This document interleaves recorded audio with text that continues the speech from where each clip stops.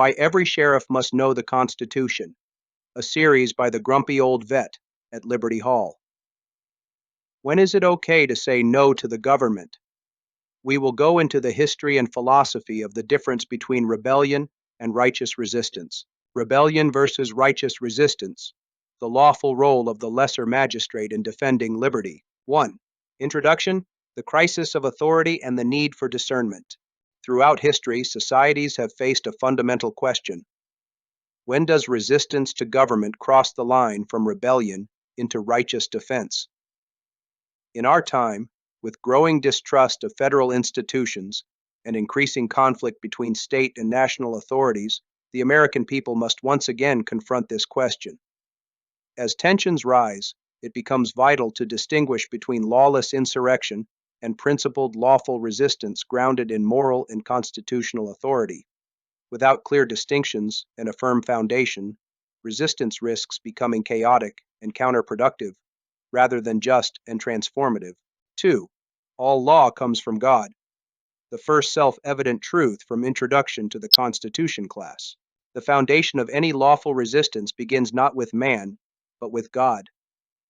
As declared by the Reformers, all legitimate civil authority is a stewardship under divine authority.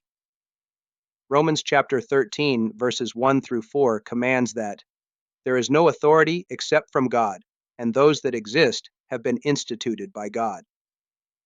Yet this is not an endorsement of tyranny. Paul describes a ruler as God's servant for your good and a minister of justice.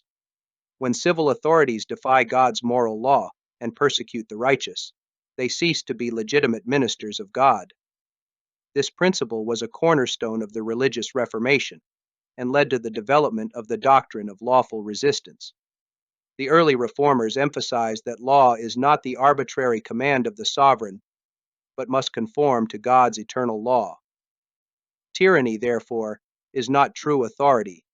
It is rebellion against the very source of law and justice. 3. The Doctrine of the Lesser Magistrate, the 4 degrees of tyranny.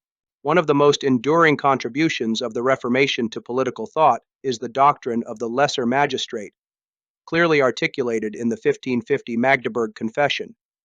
When Emperor Charles V sought to impose Roman Catholicism by force upon Lutheran cities, the magistrates of Magdeburg declared that they would resist in order to protect their people. They argued that lower magistrates not only may but must resist higher authorities when those authorities command what God forbids or forbid what God commands. The Magdeburg Confession outlines 4 levels of tyranny and the appropriate responses. 1.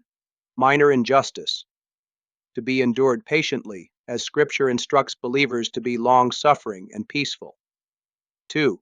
Greater injustice, to be protested openly through legal and civic mechanisms. 3. Severe persecution, to be passively resisted, such as through noncompliance, civil disobedience, and interposition. 4. Active destruction of faith and law, to be resisted with force, but only with proportional and necessary means, and only under the leadership of lawful lesser magistrates. This doctrine reinforces that resistance must be moral, lawful, and proportional. It prevents vigilante violence and guards against the spiral into lawless rebellion. It also defines the role of the civil servant as a guardian of justice, rather than a servant of tyranny. 4. The Declaration of Independence, the biblical threshold for resistance. The American Declaration of Independence reflects the wisdom of the Magdeburg Confession and the theology of the Reformation.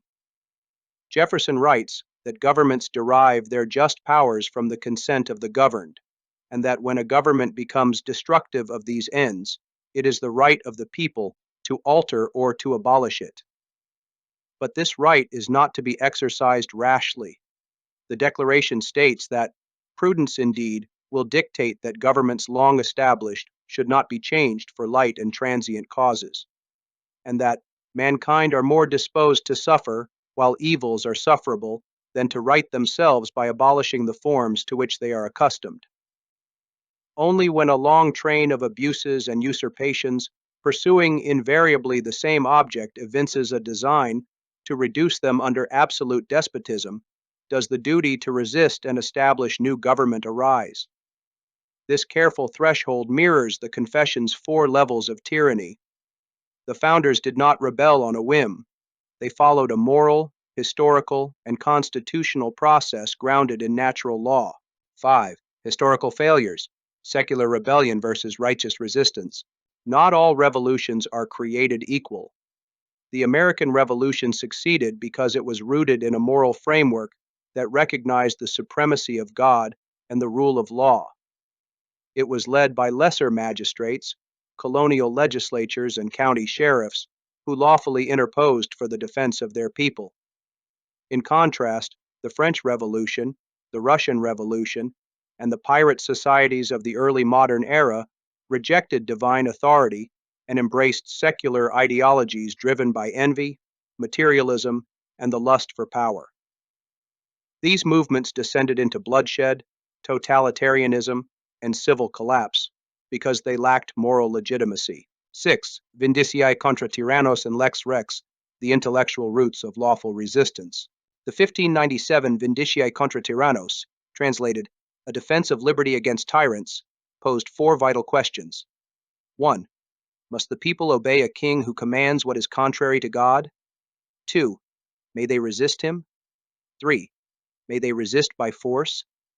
4. May lesser magistrates lead such resistance? The answers given are clear. Yes, if the king violates God's law, he forfeits his authority. The people may resist, but not lawlessly. They must act under the leadership of lawful magistrates.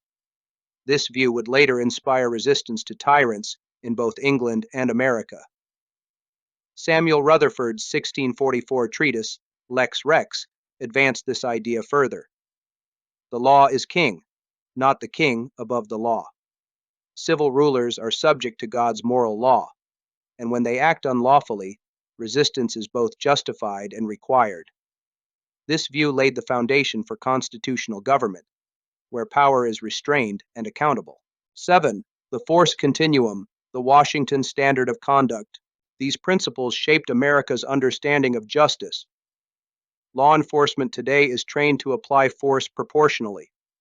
Officers are taught to use verbal commands, then non-lethal force, and only escalate to deadly force when absolutely necessary. This reflects the biblical ethic of measured resistance. General George Washington understood this during the War for Independence. He strictly forbade his soldiers from looting, swearing, or abusing civilians. They were to conduct themselves with Christian virtue, modeling justice rather than chaos. Washington's order was not merely strategic, it was moral. His army would resist tyranny without becoming tyrants themselves. 8. The Sheriff and the Militia. Federalist Paper 46 in action. In modern America, the county sheriff is the embodiment of the lesser magistrate. Elected by the people and sworn to uphold the Constitution, the sheriff has both the authority and the duty to interpose against unlawful federal mandates.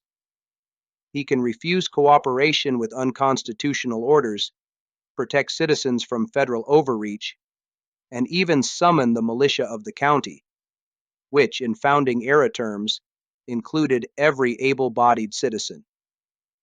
In Federalist Number 46, James Madison emphasized that the states and the people, through their local institutions and militias, could provide an effective resistance to federal usurpation. He envisioned a citizenry armed, informed, and loyal to their state governments. The sheriff is the linchpin of this vision. He is the lawful guardian of liberty at the local level. 9. Conclusion. Resistance rooted in law, morality, and duty. Rebellion seeks power. Righteous resistance seeks justice. Our founders, guided by centuries of theological and legal reflection, gave us a framework for resisting tyranny lawfully, proportionally, and morally. That duty now falls on us. The key is understanding the difference between lawless rebellion and righteous interposition. The sheriff, supported by a faithful citizenry and trained militia, can stand as the lesser magistrate our times demand. He is not merely a peace officer. He is the rightful guardian of the people and the lawful bulwark against tyranny, Contact your sheriff and ask this essential question. Are you prepared to serve as the lesser magistrate, to stand in defense of the people when higher authorities violate their constitutional oath? Does your sheriff understand the 4 levels of tyranny? Have they studied their constitutional duty to interpose when injustice becomes law?